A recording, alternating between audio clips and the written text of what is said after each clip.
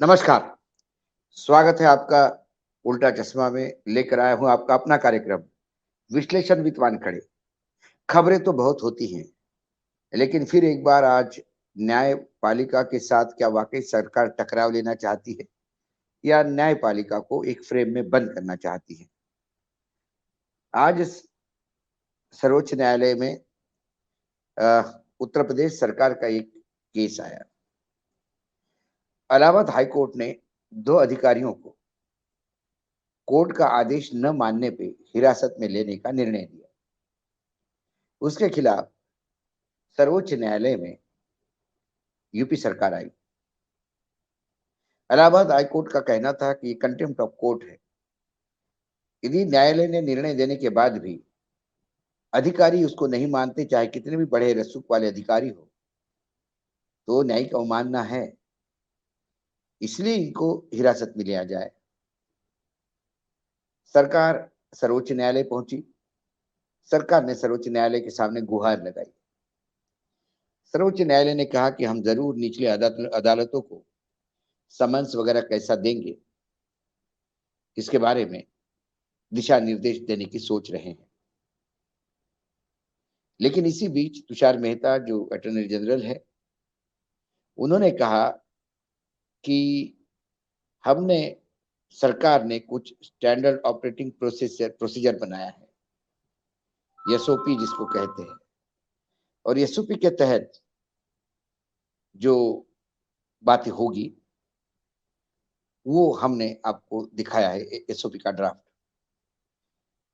तो सर्वोच्च न्यायालय के मुख्य न्यायाधीश चंद्रचूड़ साहब ने हंसते हुए कहा कि हमने देखी है और कुछ बातें तो ऐसी लगती है कि न्यायिक समीक्षा कैसी होनी चाहिए, इसका एक स्टैंडर्ड ऑपरेटिंग प्रोसीजर आप हमको बता रहे हैं।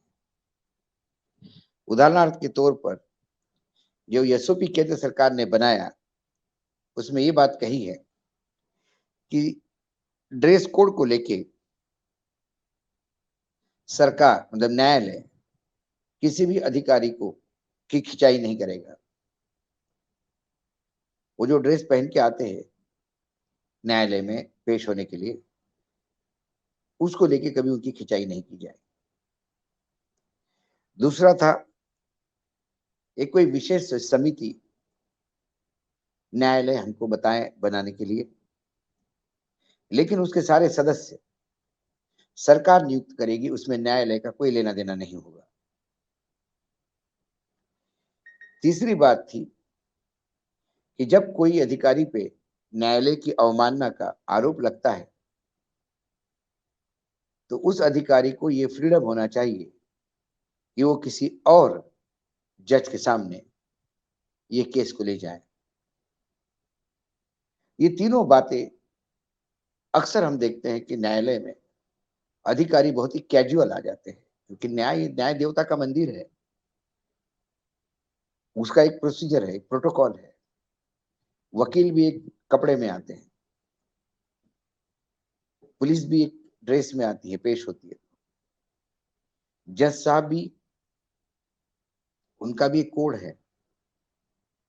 किसी हत्यारे के या किसी मुजरिम को आप पकड़ के लाओ तो वो सब ठीक है, उसका कोई ड्रेस कोड नहीं होता, लेकिन एक शरीर को ढकने वाले कपड़े तो होते हैं। लेकिन सरकारी अधिकारी जब समन्स होता है तो उसका भी एक प्रोटोकॉल होना चाहिए। मुझे ये नहीं समझ में आता कि एक तरफ सरकार, आसाम सरकार ये कहती है, उन्होंने अभी हाल ही में आसाम सरकार ने 14 अगस्त को एक आदेश जारी किया राज्य के तमाम शिक्षकों के लिए, और आदेश ये कहता है कि शिक्षक स्कूल में क्या पहने क्या नहीं पहने। उसमें उन्होंने कहा कि शिक्षक टी शर्ट और जीन्स नहीं पहनेगा, सलवार कमीज, साड़ी, शर्ट पैंट, धोती, मतलब सलवार कमीज और साड़ी ये महिलाओं के लिए, शर्ट पैंट धोतर कुर्ता पैजामा ये टीचर्स के लिए। साथ में ऑर्डर ये भी कहता है कि आपको रंग भी जो है सौम्य होने चाहिए। कुर्ता पैजामा आप फैंसी वेयर यानी पार्टी वेयर पहन के नहीं आ सकते। उससे शिक्षक की शालीनता नहीं दिखती। मतलब जो टीचर्स शादी में अच्छे कुर्ते पहन के जाते हैं, पैजामे पहन के जाते हैं, पार्टी वेयर, वो शालीन नहीं होते। गजब का सर्कुलर है ये। टी शर्ट और जींस में सांसद संसद में जा सकता है, विधायक विधानसभा में जा सकता है, लेकिन शिक्षक नहीं जाता। जीन्स और टी शर्ट में वो सज्जन नहीं दिखता। ये उस ऑर्डर का लबुलुबाब है। कई जगह हमने देखा, खासकर कर्नाटक में जब बीजेपी की सरकार थी, तब कॉलेजेस में भी ड्रेस कोड लागू हो गए थे कि क्या पहनना चाहिए, क्या नहीं पहनना चाहिए। अक्सर अलग अलग मंदिरों में कपड़ों को लेके ड्रेस कोड होता है कि आप फटी हुई जीन्स, आप छोटे कपड़े महिलाएं पहन के मंदिर नहीं जाए। यदि सब जगह ड्रेस कोड है, यदि आपको शिक्षकों के लिए ड्रेस कोड चाहिए, यदि आप मंदिर में जाने के लिए भक्तों का ड्रेस कोड चाहिए, यदि आपको कॉलेज और स्कूल में भी ड्रेस कोड चाहिए, तो फिर सवाल उठता है कि यदि कोर्ट कल ड्रेस कोड की बात कहे तो उसमें सर्वोच्च न्यायालय की मतलब तब केंद्र सरकार को आपत्ति होनी क्यों चाहिए। ये जो स्टैंडर्ड ऑपरेटिंग प्रोसीजर था, इसमें ड्रेस कोड को लेके केंद्र सरकार क्या कहना चाहती है। उन्होंने कहा कि वो गरिमामय ड्रेस, तो फिर गरिमामय ड्रेस तो जीन्स और टी शर्ट भी हो सकती है, जो संसद में भी आते हैं। तो वहीं आसाम की सरकार, जहां डबल इंजन की सरकार है आसाम में, वो क्यों ये आदेश दे रही है, इसके बारे में कोई जवाब देने को तैयार नहीं। अक्सर हम देखते हैं कि सरकार पिछले कुछ महीनों से हम लगातार देख रही है कि न्यायपालिका के साथ एक टकराव की भूमिका में, और इसीलिए सर्वोच्च न्यायालय के मुख्य न्यायाधीश ने हंसते हुए कहा कि ये जो आपका एसओपी है, ये स्टैंडर्ड ऑपरेटिंग प्रोसीजर, ये हमारे लिए न्यायिक समीक्षा कैसी होनी चाहिए, इसका शायद एक रूल बुक आप बना रहे हैं, जो नहीं होना चाहिए। कुल मिलाकर अक्सर ये देखने में आया समाज में कि हम कई चीजें दूसरों पे थोपते हैं, और जब दूसरा कोई उस चीज को मना करता है, ये बताते हुए कि आप तो इसको फॉलो नहीं करते, तो फिर उसके जवाब सरकार के पास नहीं होते। और 2014 के बाद अक्सर हमने देखा कि ये जो मोरल पुलिसिंग और ये जो कल्चरल पुलिसिंग लगातार समाज में हो रही है, ये कहीं ना कहीं एक विशिष्ट पर्टिकुलर विचारधारा थोपने की बात हो रही है समाज पे। जो हम पहनेंगे वो सही, जो हम खाएंगे वो सही, जो हम बर्ताव करेंगे वो सही, जिस तरह से हम रहेंगे वो सही, और आप सबको भी उसी तरह से रहना होगा।